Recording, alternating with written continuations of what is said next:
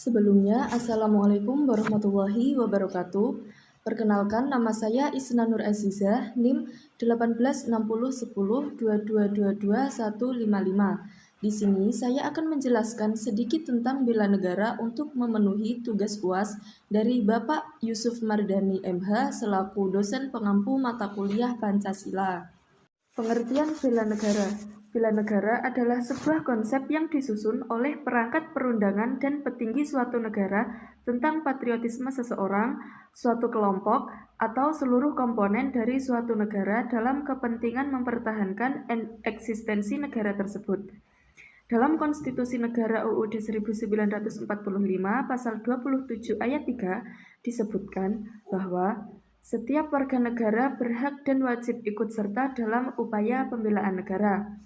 Setiap warga negara juga berhak dan wajib ikut serta dalam pertahanan negara, sebagaimana tercantum dalam Pasal 30 Ayat 1 bahwa tiap-tiap warga negara berhak dan wajib ikut serta dalam usaha pertahanan dan keamanan negara. Selanjutnya ialah konsep bela negara. Konsep bela negara di sini dapat diuraikan menjadi dua. Yang pertama secara fisik dan yang kedua ialah secara non-fisik. Secara fisik yaitu dengan cara mengangkat senjata menghadapi serangan atau agresi musuh.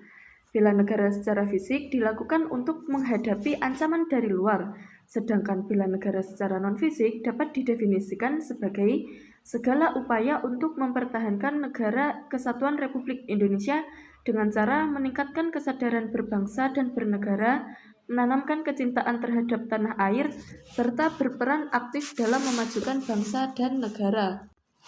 Sesuai Undang-Undang Nomor 3 Tahun 2002 tentang Pertahanan Negara, keikutsertaan warga negara dalam bela negara secara fisik dapat dilakukan dengan menjadi anggota TNI dan pelatihan dasar kemiliteran. Pelatihan dasar kemiliteran saat ini dilaksanakan melalui program Rakyat Terlatih atau RATIH. Rakyat terlatih terdiri dari berbagai unsur, seperti resimen mahasiswa, perlawanan rakyat, pertahanan sipil, dan OKP atau Organisasi Kemasyarakatan Pemuda. Rakyat terlatih memiliki 4 fungsi, yaitu ketertiban umum, perlindungan masyarakat, keamanan rakyat, dan perlawanan rakyat.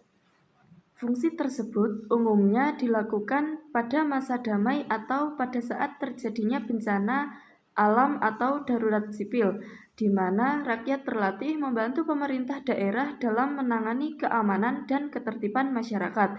Sedangkan fungsi perlawanan rakyat dilakukan dalam keadaan darurat perang, di mana rakyat terlatih merupakan unsur bantuan tempur bagi pasukan reguler TNI dan terlibat langsung di medan perang.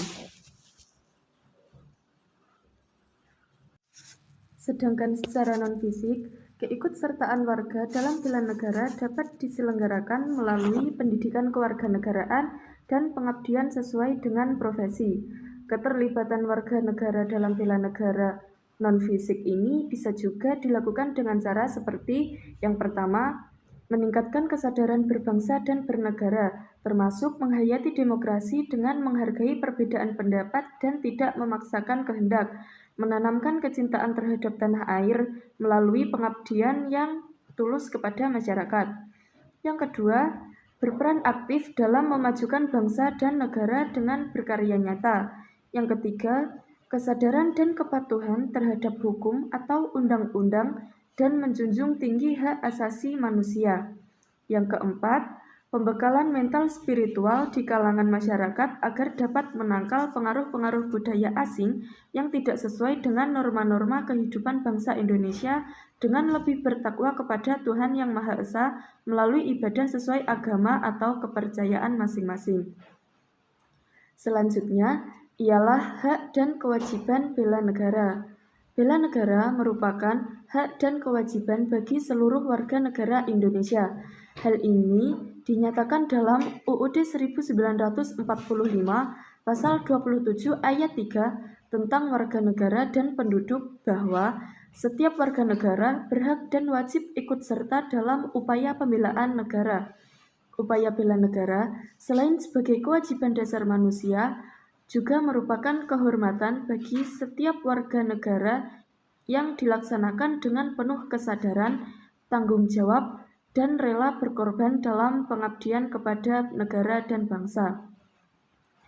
Direktorat Jenderal Potensi Pertahanan Kementerian Pertahanan RI, Ditjen Potan Kemhan RI, mengatakan setidaknya ada 2 spektrum bela negara, yakni secara lunak dan secara keras, yang tentunya memiliki perbedaan tersendiri manifestasi bela negara. Adapun spektrum bela negara secara lunak ialah menurut psikologis yang pertama, memahami ideologi Pancasila serta UUD 1945. Yang kedua, nilai-nilai luhur bangsa Indonesia. Yang ketiga, wawasan kebangsaan. Yang keempat, rasa persatuan dan kesatuan bangsa dalam kehidupan keseharian. Yang kelima, kesadaran bela negara. Adapun secara fisik, yaitu yang pertama, pelaksanaan tugas sehari-hari dalam rangka mengisi kemerdekaan. Yang kedua, pengabdian sesuai profesi. Yang ketiga, menjunjung tinggi nama Indonesia di dunia internasional. Sedangkan yang keempat ialah penanganan bencana dan ancaman non-militer, yaitu meluasnya narkoba dan lain sebagainya.